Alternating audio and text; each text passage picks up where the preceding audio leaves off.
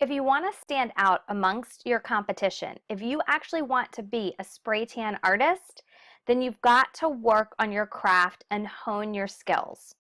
What we consistently find is that artists that are not successful in this, that aren't making their money back and aren't able to make an income in this business, it's because they have not memorized the routine and they're not applying the techniques that we've taught them.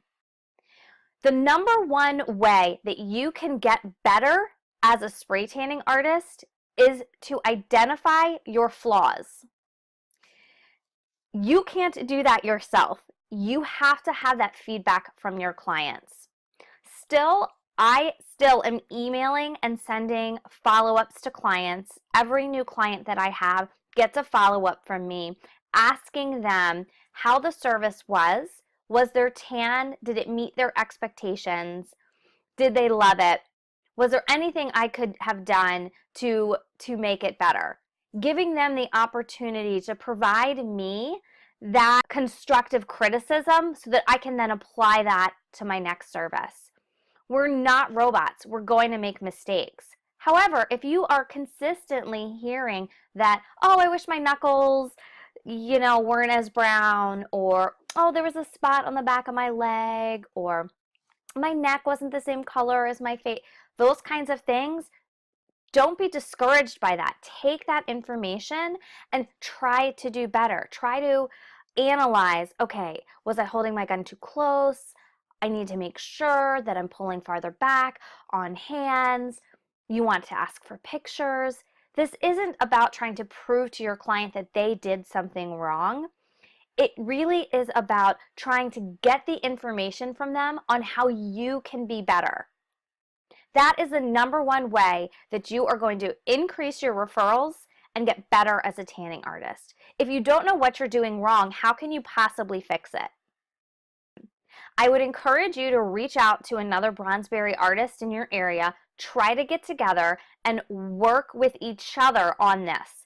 If you can't provide and you aren't confident that you can provide a flawless tan every single time, then you need to get together with a buddy and work on this a little bit and give each other that constructive criticism.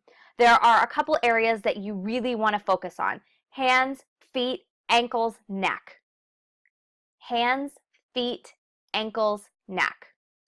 Work on those areas together. Provide pictures to each other and feedback on, is this flawless? Is this the best tan I've ever had? Number 2, how does your client look and feel when they leave your session? Do you have clients that look like this when they walk out of a session with you? There are times when you cannot avoid this. There are times where the client's skin is actually hot, their body temperature is hot, they've been sweating because they're nervous or they just got out of a shower. In those situations, it can be really difficult to apply the tanning solution flawlessly. However, that should be a very tiny, small percentage of your client base. Most of your clients are, if they leave looking like this, it's because the application that you provided was not flawless. A lot of times you will find that where the makeup and the solution is running is around the neck, the chest, the creases here, and the bikini line and the back of the knees. What do all of those areas have in common? They're creases. They're where our body naturally kind of moves, and as the person is being tanned, they're moving, of course, when they're doing different things with their body. We get lots of questions all the time about, oh, what do we do about these neck creases? And what they're talking about isn't the actual crease of the client. They're really talking about the makeup pulling into the creases of the body. This really doesn't have much to do with the client's body type as much as it has to do with the solution and how it's laying on their skin. Sometimes it's unavoidable, but if the majority of your clients look like a hot mess when they leave, you're doing something wrong. Most likely, you need to either pull back your gun a little bit farther away from the client's skin, or you need to calibrate it and turn the airflow down. You want to be practicing and working so that your clients leave you looking flawless. It is 100% true that even if a client looks like this when they leave, their tan could absolutely be beautiful the next day. However, they're nervous about that. They don't like that. They don't want to go out. It really isn't a good testament to your skill set. If you want to be charging $50, $60, $70 a tan, then your clients need to leave you looking flawless and feeling great. So it's on you to work on your craft and hone your skill, especially for brides. Number 3, your consultation. You will not be able to provide a client confidence and the best tan of their life without an in-depth consultation. Your consultation is as much for your client as it is for you. During your consultation, make sure you have your color level guide, and you can print that off, and make sure you have that and you're looking. If you don't have those 10 questions that you need to ask during your consultation, if you don't have that memorized, ladies, you need to get on it. Maybe have like a little cheat sheet for yourself. I recently had a client who came to me, and she has seen 3 of our other artists.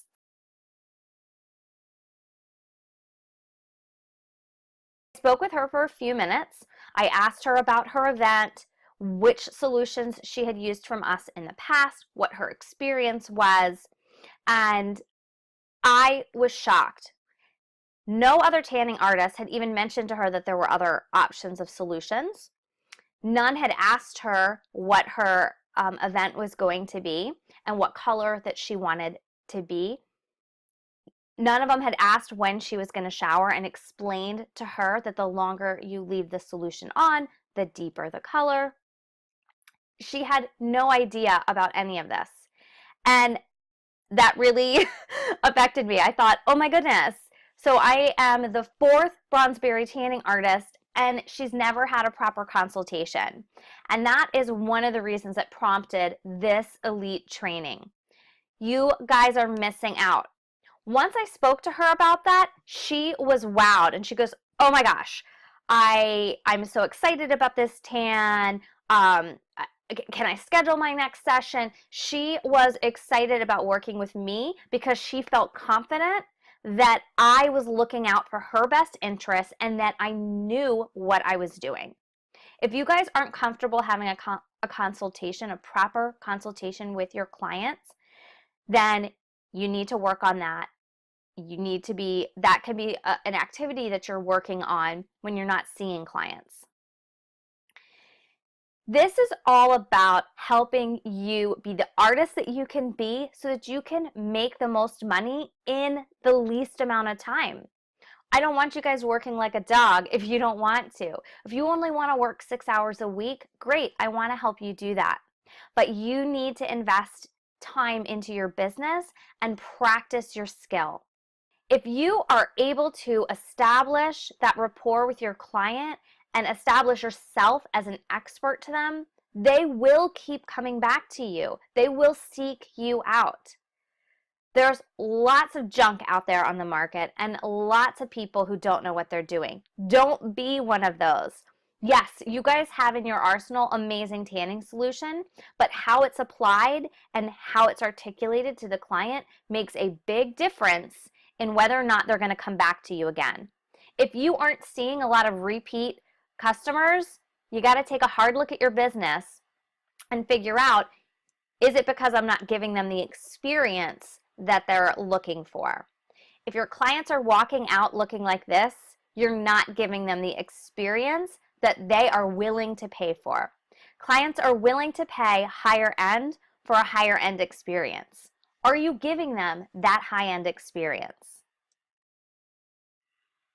When unfortunate things happen during a service, being a professional means knowing how to handle it.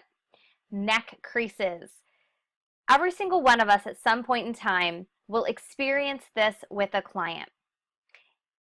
Having tanning solution in the client's neck creases is very different than having it drip down their chest. If your client looks like this and there is dripping down the chest, this has occurred because there is too much spray on that client. There's a couple ways we can avoid overspraying this area. Number one is when and where you pull your trigger. You actually want to pull the trigger, point your gun up here, and pull the trigger in the air so that that first little spritz is in the air, and then you're gently pulling it down across and up. And stop here. Do not go up into the neck area. You will get enough spray on the neck when you're doing your face the right way. When you're using our face technique in spraying, you will get this area without having to go up and down, okay? So you're gonna pull your trigger, gently come down and around this area. Okay, if it does drip, please make sure that you know how to properly handle that. You do not handle it by blowing air onto their skin. So if that's what you've been doing, please make sure to review Fixing Mistakes video in your Certification 101 course because it teaches you how to dab it and then respray when appropriate. But what about those times where it's just that it's in the neck creases? This is very common, and clients get a little bit upset about it, and they go, oh, what about that? What about that? And what I do is I assure them that is just the makeup part of the spray. By the time you're actually done drying, it probably won't even look like that. Please do not touch it. Do not rub, touch, blot anything. Wait at least 5 or 10 minutes, and then let's look at it and we'll talk about it. After the appropriate time and your tanning solution has absorbed and set, you can help them with blotting some of that excess. You're going to take a paper towel, wrap it around your finger, or have them wrap it around their finger, and instruct them on just kind of gently dabbing, touching. You don't want to completely wipe it off. Going like that and wiping it off will ruin their spray tan. But gently kind of pushing it in and moving that makeup around after they've dried will help it not to look so dark, and it will make them feel better. Ultimately, a little darkness there, it's not really going to make a big difference in the result of their tan, but certainly it helps them feel better about when they leave their session, which of course we know is so important. How they feel about their tan right when they leave their session is going to be very meaningful to them.